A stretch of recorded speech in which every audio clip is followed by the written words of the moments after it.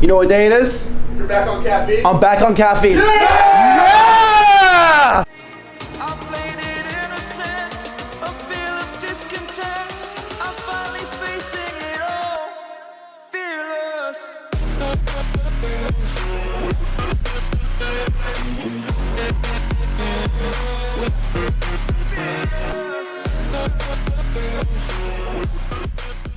What is going on, guys? It is Joe, and as you can tell by the title, as you can tell by the intro, I am back on caffeine. I went a whole 30 days, actually more than 30 days, without any caffeine.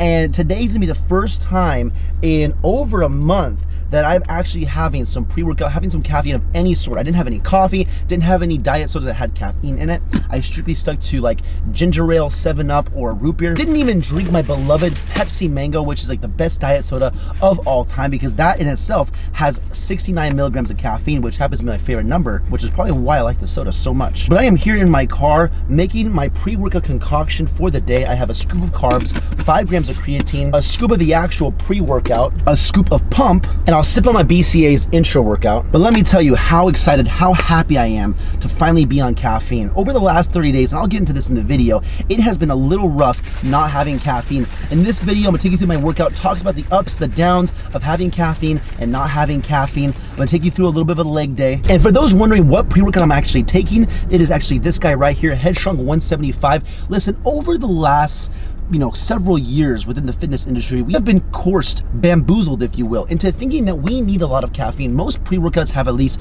300 milligrams of caffeine plus. And caffeine is nearly in everything nowadays. It's in your diet sodas, it's in your teas, energy drinks, all that stuff. And so we consume much, much more caffeine than we actually need. So in efforts to actually wean off of caffeine completely for the entire month, my goal with this really is to just be able to have the lowest amount possible to sustain me throughout the entire day. I can keep my caffeine intake below 300 milligrams in a day. That to me is a success. And that's spread out through the entire day, not just in one shot with a pre-workout. That's why I went with Headstrong 175, 175 milligrams of caffeine, keeping it low. And let's see how this goes.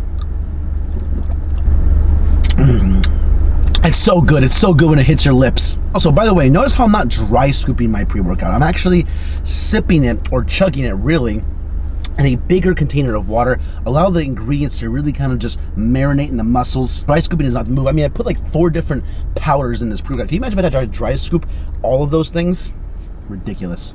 Workout is done. I'm gonna go ahead and set a timer. I'm gonna be driving on my way to the gym right now. We're gonna see just how long it's been and all the effects I'm feeling along the way. I predict by the time I get to the gym, I'm gonna be pretty much bouncing off the walls. And by the time I actually hit my workout, hoo baby, I'm talking tippity top of the mountain. See you guys at the gym. Alrighty, ladies and gentlemen, I am here at the gym. I have the intro workout ready to go. It's been around 15-ish minutes since I took the pre-workout. I'm starting to get a little cracked out right now. I'm starting to see sounds, hear colors.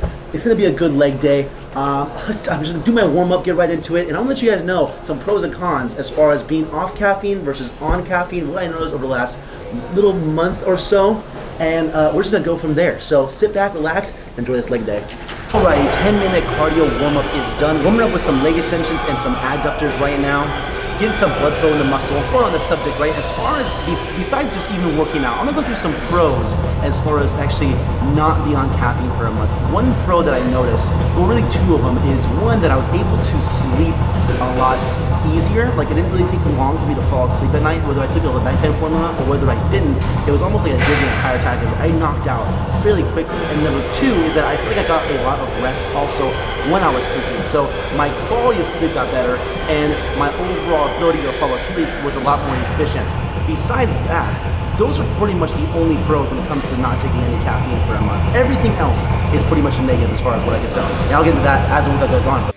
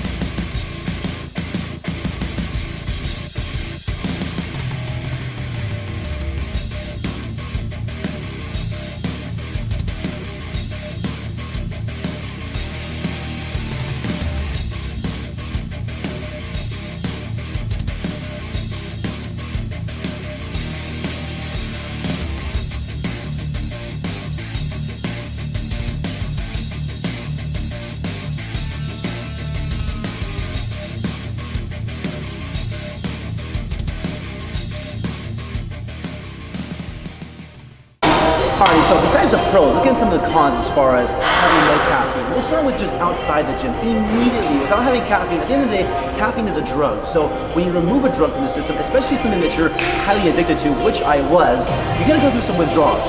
One thing I noticed is that when I woke up, I was extremely lethargic, extremely tired, a little bit sluggish for the day, and also at the same time, I was going through like those withdrawals where it was like, oh, I need it, like my body's kind of craving it, have some headaches, feeling slow, you're almost like not human without it. And so that is one of the pros is that I almost couldn't function without the caffeine at first. Overall, that was the first thing I noticed immediately.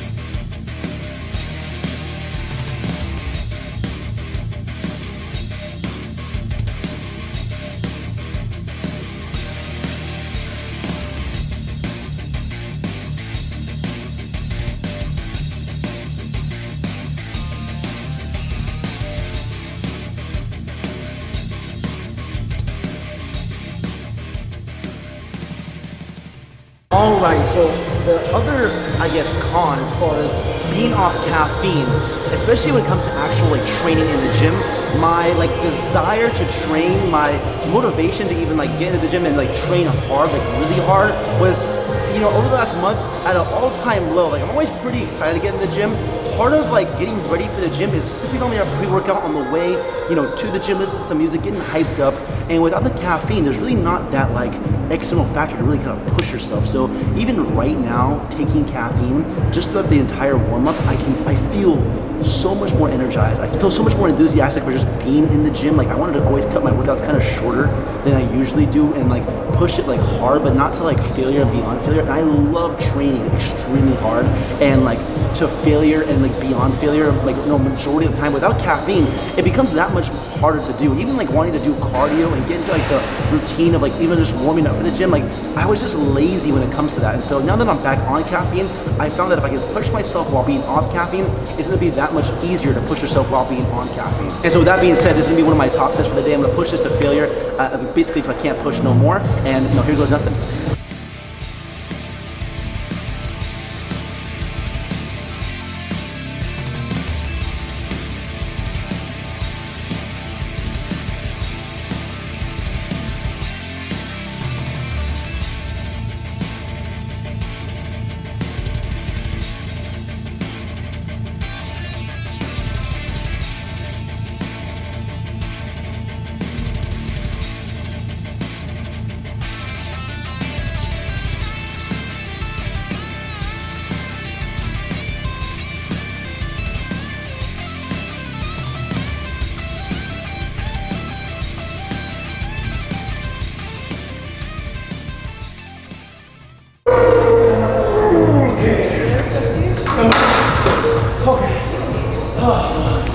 Oh, jeez. You know that heart set right there, hard as I can. Heart rate is at 163 beats per minute.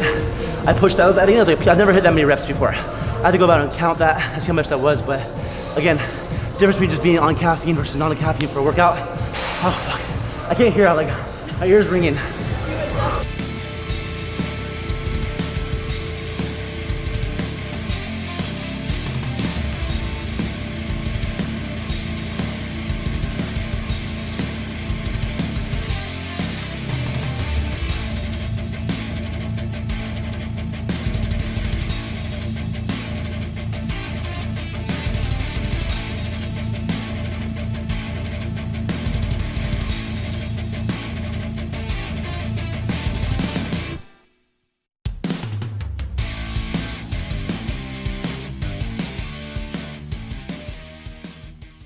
Alrighty, so another con as far as like not taking any caffeine for a month is that even outside the gym, socially, I just did not feel the same. I didn't feel myself, right? I felt actually, for the first time in my life, like actually anti-social. Like I didn't really want to like carry on too many conversations if I didn't have enough energy. And partly, a lot of it is because I just didn't have enough energy to like carry on a conversation a lot of times. When I have caffeine, when I'm pumped up, I'm feeling good, I'm rambling, I'm talking, I'm hyped up.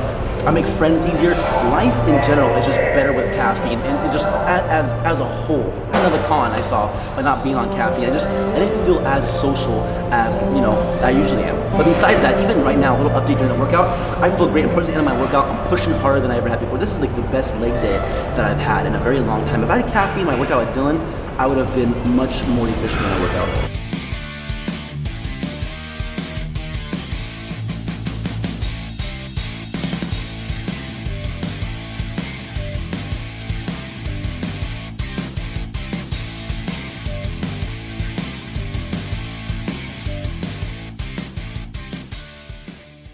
Ooh, okay, that wraps up the workout. That wraps up the leg day. I'll be honest with you, I still feel the pre-workout. Like, I have a great amount of energy. I am just kind of sitting here. It feels like the first time I've ever taken pre-workout in my entire life. I know I'm gonna have a little bit of trouble going to bed tonight.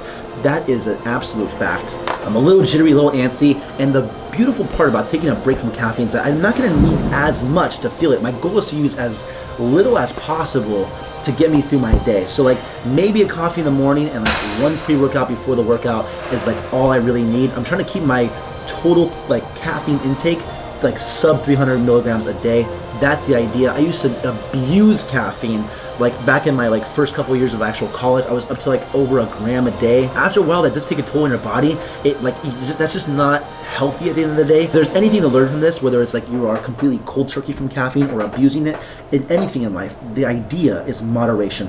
What is the least amount of possible you can use of something that makes you the happiest? Especially when talking about caffeine, because at the end of the day, caffeine is a drug. Now, as far as the actual video goes, as far as like some pros and cons, those are just things that I personally noticed at the entire month of like not using caffeine compared to using caffeine.